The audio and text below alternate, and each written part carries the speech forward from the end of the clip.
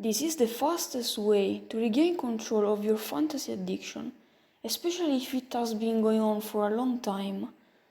What I'm about to share is not easy, but it is simple, and anyone can do it regardless of how much time they spend fantasizing. Even if you spend 2, 3, 6, or 10 hours in this way, because there are people for whom this condition is so serious that it makes them fantasize all day long. But even for such cases, this method can be of enormous benefit, and today I will share with you exactly this step that has proven to be useful for many to break the cycle of addiction. It doesn't matter how old you are, how long you've had it, or how much you fantasize during the day.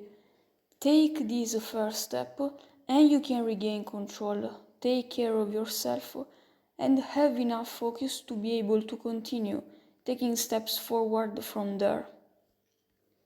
Try and think about it, because it is for the future that you are fighting. So, just to give some information, there are people who fantasize for many hours a day and who have suddenly managed to block the addiction and regain mental clarity. Maybe in the last 6 months your days have been characterized only by that, and you can stop it even for a few hours, because in a short time the impulse returns.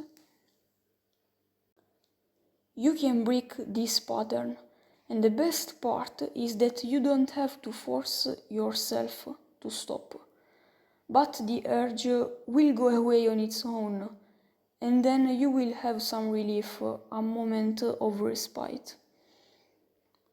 Now let's take a step back and see how to start. People who suffer from this problem have a very hard time expressing themselves.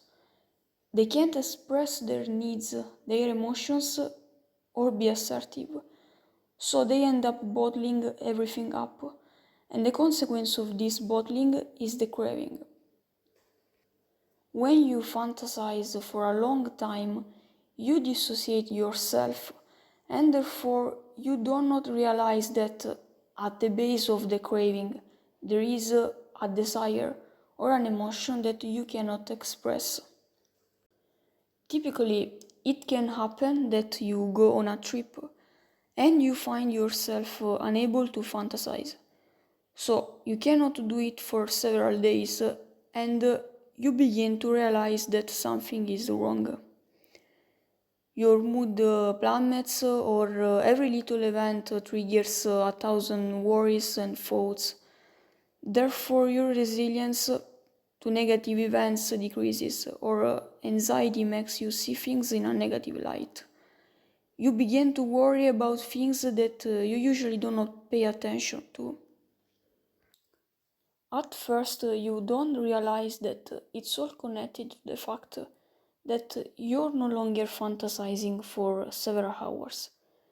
When you realize it and start to think, you understand that if you don't deal with it now, you'll be in a very difficult position in the future with your life, even more difficult, and this generates more anxiety. So, what happens is that for some particular circumstance, you can no longer satisfy your impulses.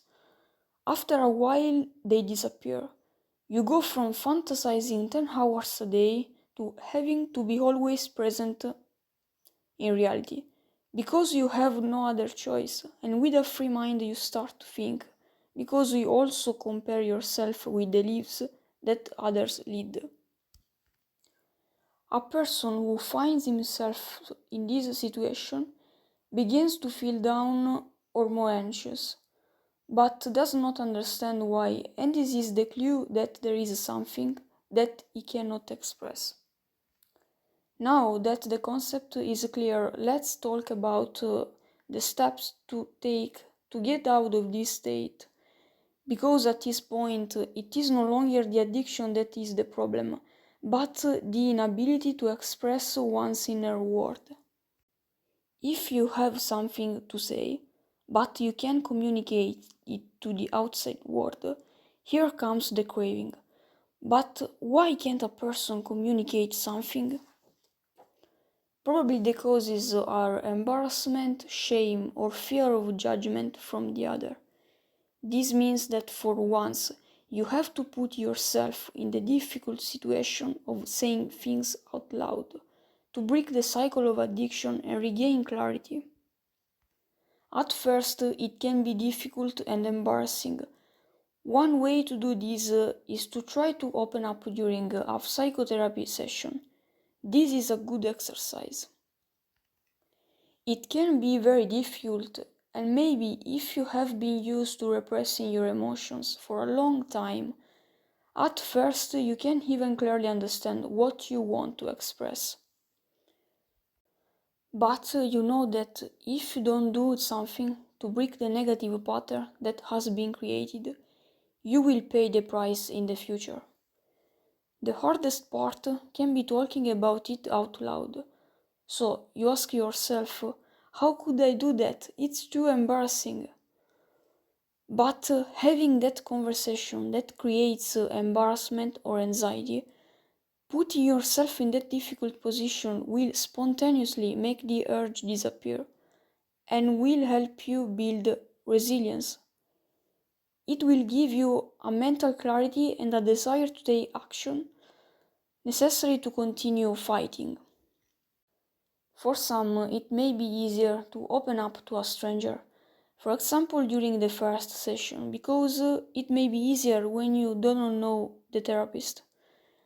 Expressing something does not only mean talking about it out loud, but also taking a small but decisive step towards something, a goal or a situation that you want to create, can be a way to express yourself, because you are assertive about a need of yours and you are assertive with your actions. This can be useful especially if what is holding you back is the fear of someone's judgment. You can affirm your need by simply taking a small step and then explaining to the people around you the reason for that small change.